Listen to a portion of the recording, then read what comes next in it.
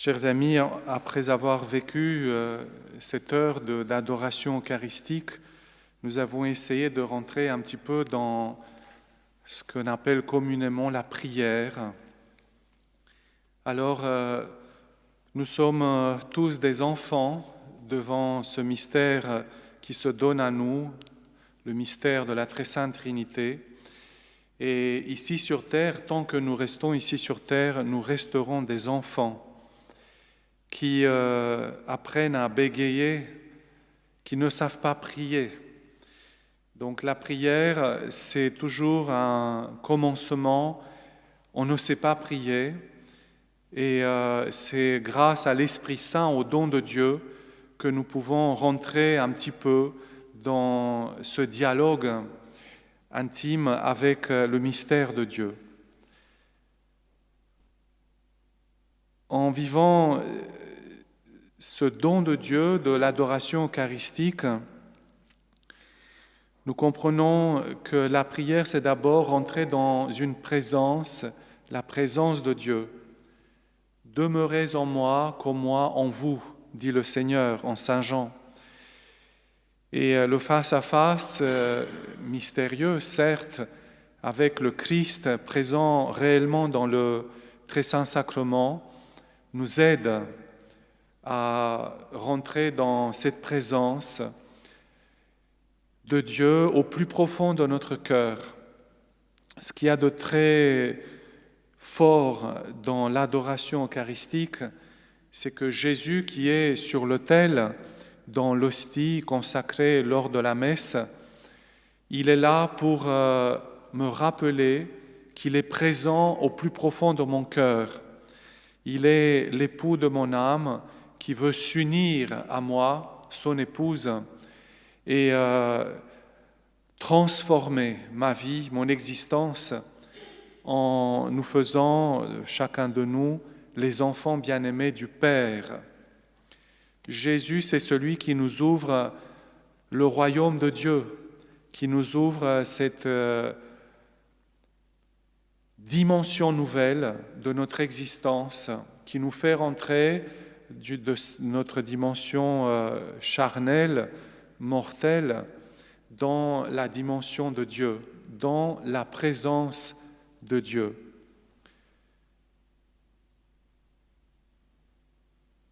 Rentrer dans la présence de Dieu. La prière, c'est vraiment le désir de notre âme d'être tout à son Dieu par Jésus. Alors, la prière commence toujours par l'adoration. L'adoration, c'est-à-dire, en nous mettant devant Dieu, nous reconnaissons avec beaucoup d'humilité, humblement, que Dieu, il est tout et que nous sommes rien sans lui. C'est le premier fruit de la prière, l'humilité. Nous nous découvrons tout petits devant l'Éternel, devant le Tout-Puissant, mais le Tout-Puissant qui m'a révélé dans l'Écriture qu'il est mon Père, c'est-à-dire qu'il m'aime d'un amour éternel, comme son Fils bien-aimé, que je suis l'enfant bien-aimé du Père, mais un enfant qui n'est rien sans son Père. L'adoration, c'est un va-et-vient dans le mystère de la prière. On part de l'adoration, on y retourne et de nouveau, on va vers le Père. L'adoration, c'est ce qui nous met dans la vérité, qui nous garde dans la vérité, qui nous purifie, qui purifie notre prière. C'est pour cela que l'adoration eucharistique, qui est une dévotion spécifique à l'Église catholique, l'Église orthodoxe ne connaît pas cette prière de l'adoration eucharistique. Eh bien, c'est pour cela que l'adoration eucharistique nous aide énormément à rentrer dans le mystère de la prière, à garder cette exigence intérieure de la vérité pour ne pas nous perdre dans l'imaginaire pour ne pas perdre du temps, pour ne pas rester dans les douceurs de l'âme en oubliant la présence de Dieu. Nous nous rappelons les paroles de Pierre lors de la transfiguration de Jésus sur la montagne, sur le mont Tabor. Il est bien que nous soyons ici, construisons 3 tentes. Oui, il est bien, mais ce qui est important, c'est la présence de Dieu, plus que les douceurs de notre âme qui sont en présence de Dieu. Alors la prière nous fait sortir de nous-mêmes d'une manière très étonnante, même si de fait nous rentrons au plus profond de nous-mêmes pour rencontrer, pour nous mettre en présence de Dieu. Donc c'est pour cela que, en vérité, la prière, c'est la nourriture de l'âme. Nous ne pouvons pas vivre sans la prière. Notre âme se meurt sans la prière. Puisque la prière nous donne, notre Créateur nous donne, notre Père nous donne de toucher la source véritable de notre âme. Alors, je disais tout à l'heure que la prière, c'est vraiment un dialogue de l'âme avec Dieu. La Sainte Écriture nous dit que nous devons bénir en tout lieu le Seigneur. Saint Paul nous dit qu'il faut prier sans cesse, c'est-à-dire respirer spirituellement. Toujours, si on s'arrêterait de respirer humainement, on mourrait. Et c'est pareil pour la prière. La prière, c'est un don de Dieu, c'est une grâce de Dieu, c'est un appel de Dieu. Dieu m'appelle comme son Père, comme notre Père bien-aimé. Il guette mon retour. Et donc, rentrer dans cet appel de Dieu avec beaucoup de courage, je dirais beaucoup bien sûr, d'humilité, mais aussi de virilité, c'est-à-dire s'accepter tel que nous sommes. Dieu n'aime pas une idée de nous. Il nous connaît. Et d'ailleurs, c'est un fruit de la prière, la connaissance de soi. On apprend à mieux se connaître. Mais voilà, comprenons que Dieu nous attend tels que nous sommes, avec nos blessures, avec nos fragilités, avec notre recherche, avec notre incapacité d'être attentif plus de 2 minutes, avec nos désirs aussi, notre soif de le connaître. Et on ne le connaît pas assez. Et donc comment rentrer dans la prière quand on ne connaît pas Dieu? Et justement, c'est la prière qui va nous faire connaître mieux Dieu. Donc on se met en présence de Dieu, de notre Père, et on le supplie ardemment, avec beaucoup d'humilité, en reconnaissant notre condition humaine telle que nous sommes, mais en même temps en donnant tout à Dieu. La prière, c'est d'abord vraiment un cri de notre cœur, c'est le désir le plus profond de notre cœur qui enfin touche la source de son existence, la source de sa vie. Alors, dans la tradition, il y a 2 grandes traditions de la prière chrétienne. La tradition orientale, ce qu'on appelle la prière du cœur, et le grand maître de cette prière, c'est Saint Jean Climac. Et puis la tradition occidentale, un peu notre tradition, dont on peut dire que la maîtresse, le grand docteur de la prière, c'est Sainte Thérèse d'Avila et Saint Jean de la Croix, qui nous parlent de l'oraison. Alors, je ne vais pas vous faire un exposé de ces 2 traditions, qui sont des traditions complémentaires, très belles, qui nous aident vraiment à rentrer dans le mystère de la prière. puisque nous n'avons pas beaucoup de temps. Nous avons un quart d'heure encore. Alors, je pense que d'abord, la prière commence par la louange. Alors, commence par l'adoration intérieure, silencieuse, où on se met devant Dieu en reconnaissant notre condition humaine de petit enfant de Dieu, mais tout de suite, elle commence par la louange. Elle commence par la prière de nos lèvres, de notre bouche, de notre voix, de notre chant. La louange, c'est déjà aussi le chant. Arriver de chanter, saint Augustin disait, celui qui chante prie 2 fois. C'est vraiment la qualité d'un cœur qui aime vraiment Dieu. Et il faut toujours revenir à ce début de la prière. Il ne faut pas croire qu'après des années de vie monastique ou vraiment de cœur à cœur avec Dieu, on peut se passer de ce début de la prière. Non, non. Les moines, ils louent chaque jour, 7 fois par jour, le Seigneur de leur bouche, de leurs lèvres, de leur langue, de leur voix. C'est un exercice de notre corps, donc très humble, mais qui nous fait rentrer dans la présence de Dieu fait chair. Alors cet exercice passe par les psaumes.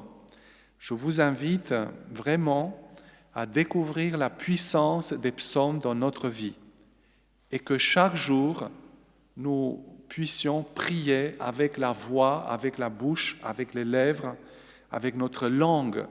Et si on peut chanter, tant mieux, les psaumes. Durant le carême, puisque nous sommes pendant le carême, je vous invite à prier, si vous pouvez, chaque jour, le psaume 50, qui est un très beau psaume de pénitence, et priez-le avec votre bouche. Vraiment. Alors, ça, c'est que le début. Sur l'échelle de Saint Jean le Climac, vous savez, la célèbre image que prend Saint Jacques le Climac, c'est une échelle qui est l'échelle de la prière. Et vraiment, les premiers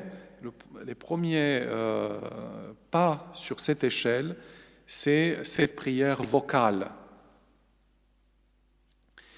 Et c'est très bien de prier avec la voix, mais encore faut-il comprendre ce que nous disons. Comprendre les paroles des psaumes, comprendre les paroles de l'Évangile. Dans l'Évangile, il y a de très belles prières, notamment la plus belle prière par excellence, si j'ose dire, c'est la prière de Jésus, notre Père. Et nous commençons comme ça à rentrer dans le mystère de la prière. Jésus nous apprend à prier en nous donnant la prière du Notre Père qui est aux cieux. Mais est-ce que nous comprenons cela ? Et quand on commence à comprendre ce que dit la bouche, eh bien, on appelle ça la prière de notre intelligence. C'est moitié de la prière, puisque l'homme ne prie pas qu'avec son intelligence, il prie surtout, si j'ose dire, avec le cœur. Et il faut c'est-à-dire avec l'amour, on prie parce que nous aimons Dieu. Eh bien, il faut que cette prière vocale et mentale, si j'ose dire, descende dans notre cœur et que nous arrivons à prier avec le cœur, avec tout notre amour, avec des supplications. Et ce qu'on appelle la prière du cœur. Pour rentrer dans la prière du cœur, il est nécessaire de ne jamais s'arrêter à ce que nous appelons l'imagination. Très important. Je sais bien qu'il y a des saints et qu'il y a toute une sorte de tradition, une école qui dit qu'il faut s'imaginer. Et ça, c'est la dévotion. Par exemple, quand nous prions certaines prières comme le chemin de croix, on s'imagine Jésus qui est souffrant, qui porte la croix, qui tombe, qui se relève. Vous voyez, tout ça. Mais ça, c'est ce qu'on appelle les dévotions. Les dévotions, elles nous aident à raviver la charité, notre cœur. Mais il ne faut pas s'arrêter à cela. Alors, la vraie prière qui est vraiment rentrée dans la présence de Dieu implique que nous dépassons cette douane, comme disent les saints, de l'imagination. Et ensuite, la deuxième douane, ce que nous devons dépasser sans s'y arrêter, c'est la douane de la raison. La raison apparaît, c'est-à-dire la théologie. Quand nous lisons l'Écriture, c'est la nourriture de notre âme, c'est la nourriture de notre prière. Les psaumes, c'est l'Écriture. L'Évangile, c'est l'Écriture. Et donc, elle va nourrir l'Écriture, notre prière. Pendant la prière, on se rappelle certaines paroles de l'Écriture avec beaucoup d'amour, beaucoup de cœur. Et on rentre ainsi dans la présence du bien-aimé qui me parle, qui est l'époux de mon cœur, qui est mon Père tout-puissant. Et je m'unis à lui par amour. Mais quand on continue et puis on fréquente la parole de Dieu, on commence à faire de la théologie. Alors, on raisonne, c'est-à-dire. Et là, vous savez que le diable, il y a des saints qui disent que c'est un grand théologien, au sens où il va prendre la parole de Dieu et il va lui donner un autre sens. Et nous voyons, par exemple, le péché originel, le diable, le serpent, qui prend la parole de Dieu et qui lui donne un autre sens. Et c'est-à-dire, il est le père du mensonge. Et ce qu'on appelle les hérésies.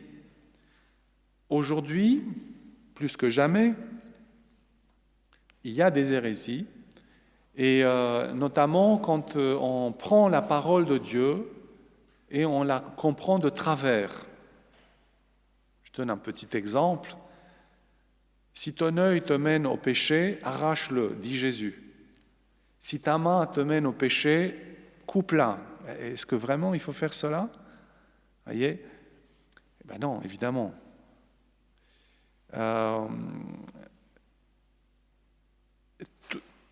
Toute cette théologie qui nous coupe en fait de l'amour de Dieu et qui nous dit Saint Jean, qui nous coupe du mystère de l'incarnation de Jésus. Alors, une fois qu'on a dépassé cette douane de la raison, c'est-à-dire que nous sommes rentrés vraiment dans l'amour de Dieu, nous devenons, disent les saints-pères, une flamme ardente de feu qui brûle. Dans la Bible, les saints ont vu dans le mystère du buisson ardent, rappelez-vous, Moïse, il est dans le désert et il voit un buisson ardent qui brûle mais qui ne se consomme pas. Alors, il comprend que là, il y a quelque chose, une théophanie, qu'il y a quelque chose de sacré. Et il entend du milieu du buisson la voix du Père qui l'appelle et qui lui dit « Enlève tes sandales, ici c'est une terre sacrée. Je suis celui qui est. » Dieu se révèle à Moïse du milieu du buisson ardent, il révèle qu'il est présent à son existence. Et donc Moïse, il fait l'expérience de ce qu'on appelle la prière. Il rentre par la grâce de Dieu, pas par ses propres forces. Donc vraiment, c'est un don gratuit de Dieu, dans la présence de Dieu. Et les saints-pères ont vu dans le buisson ardent l'image par excellence de la prière, et notamment de la Vierge Marie, qui est la mère de la prière, qui est notre mère.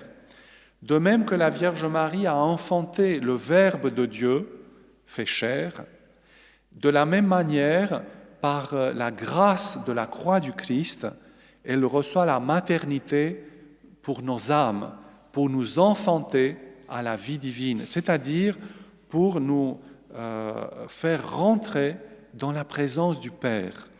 Et le buisson ardent, c'est vraiment l'image de la prière, l'image de la Vierge Marie, mère de l'Église, mère de chacun de nous, donc qui nous fait conduire, qui nous conduit à la présence du Père. Alors, quand nous commençons à rentrer dans cette présence, dans le mystère de la prière, Saint Jean Climac nous dit qu'il y a un septième niveau, si vous voulez, où on commence à prier en tout temps.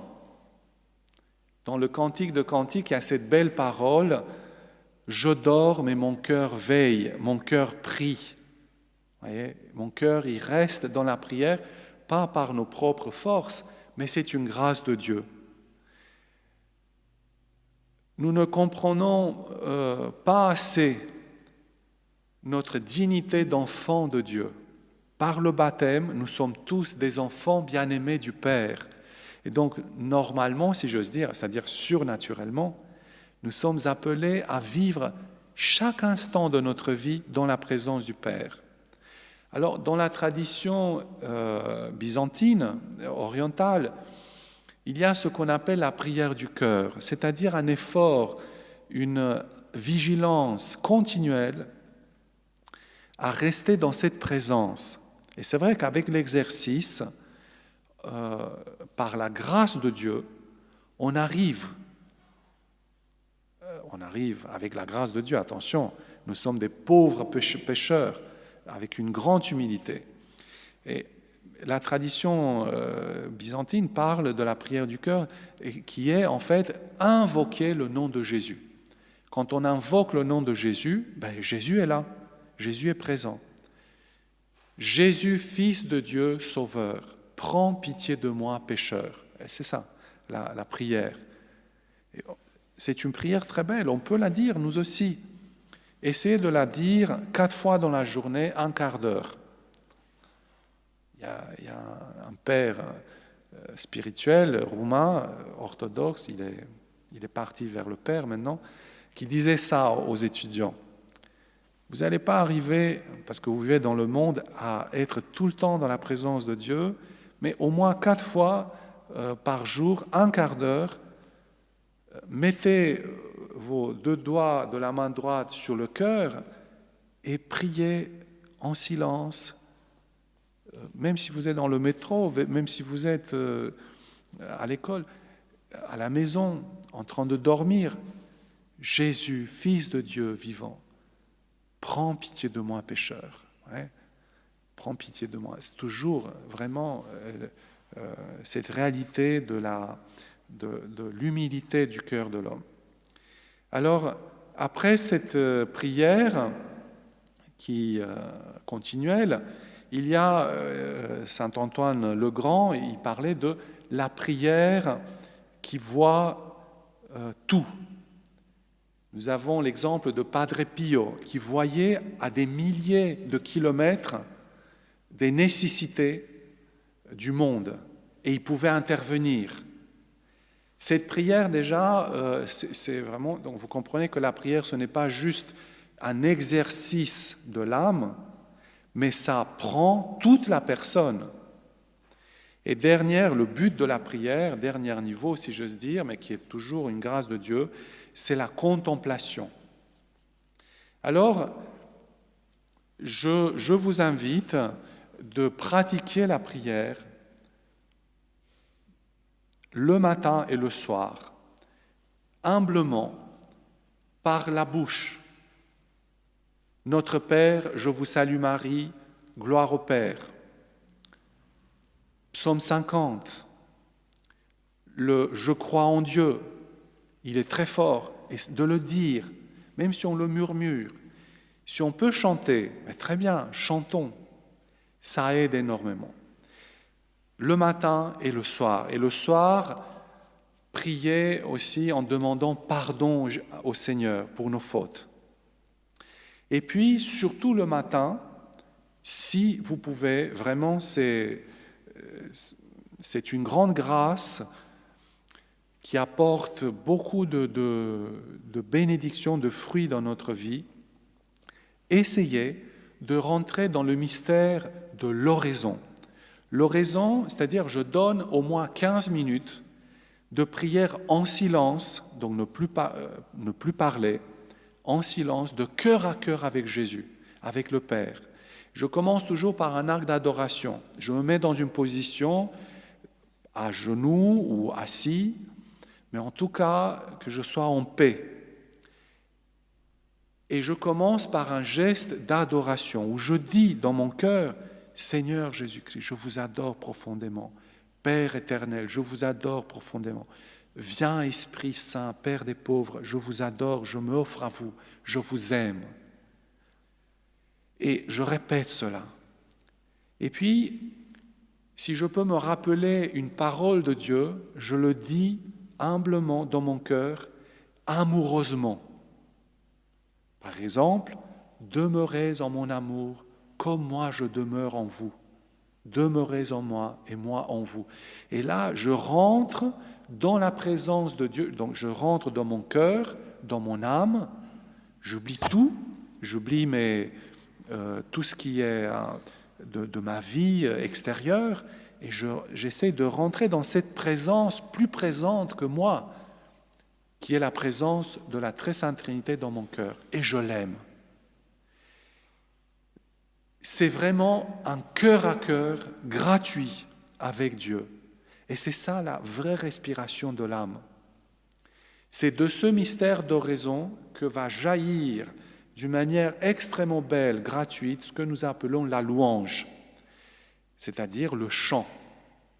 Et c'est bien de finir l'oraison par un chant, notamment un psaume, ou si je connais un chant de l'Église, je peux chanter par exemple un « Je vous salue Marie », tout simplement.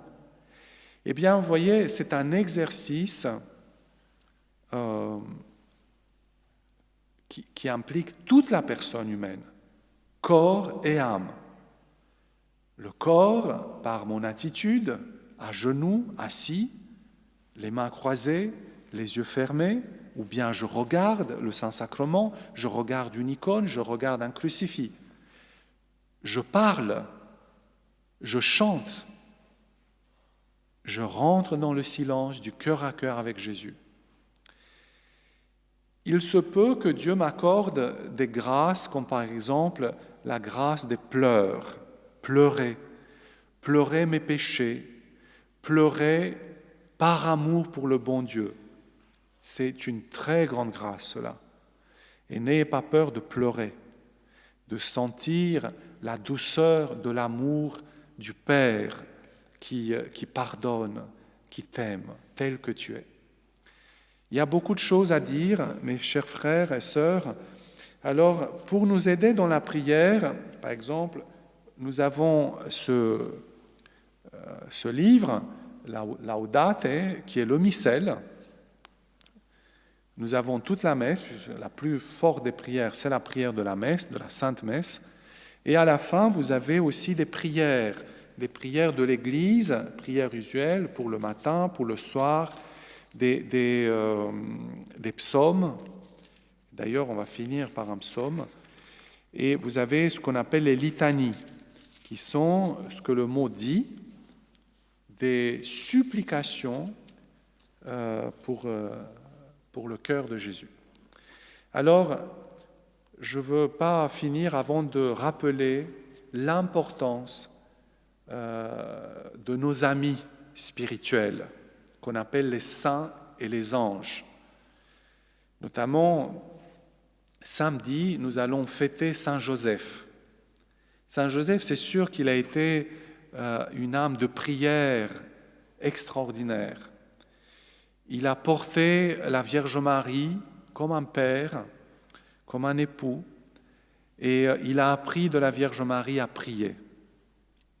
Alors il y a la Vierge Marie aussi, bien sûr, je vous ai dit que le buisson ardent, c'est-à-dire le milieu de notre prière, c'est la Vierge Marie. Alors, c'est bien de s'aider dans la prière avec les saints et les saintes.